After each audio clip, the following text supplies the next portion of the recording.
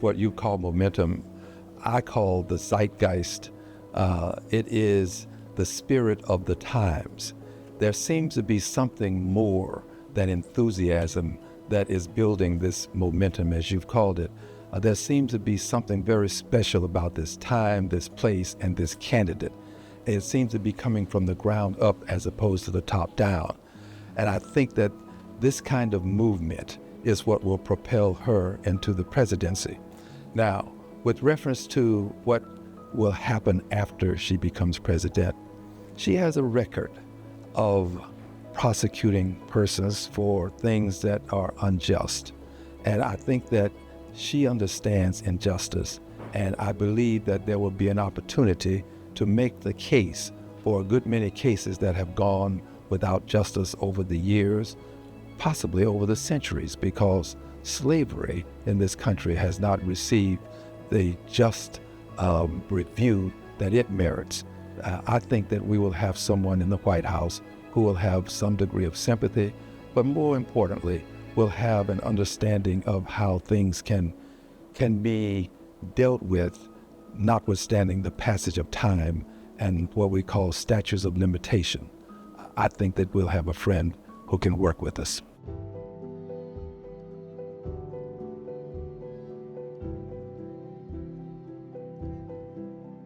I hope so.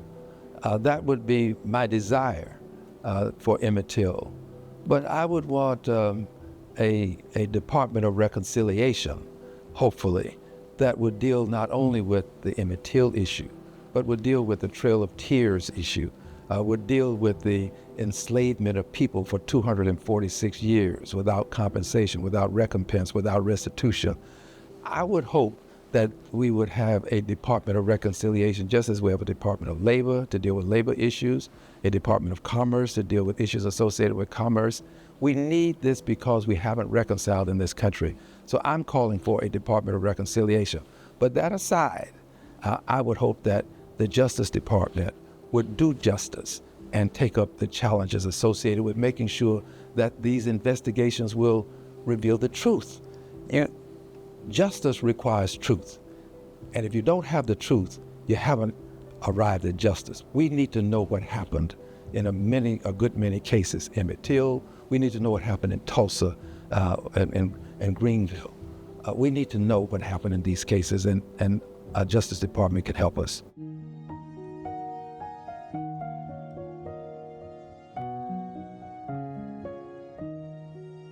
I hope that this would happen, but not just for Tulsa. It's ironic that we would be here at a time when we are bringing up these other issues, but also we might remember that there was a Springfield riot and that people were killed, and there was a mob of thousands that destroyed homes after an allegation was made.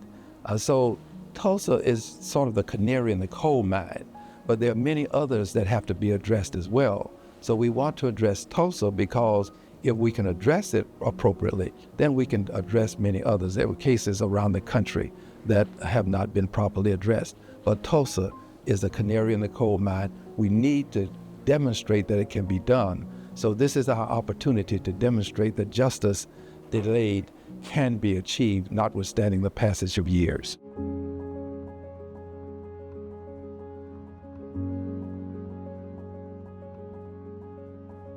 I believe that elected officials, like all others, we have a responsibility to avoid being complacent about things that are important.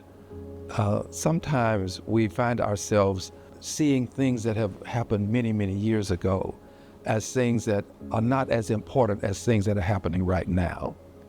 I think we have to say to people, those who have a relationship with these things by virtue of your ancestry, you cannot be the perfect victim. You cannot. You have to speak up and speak out and stand up.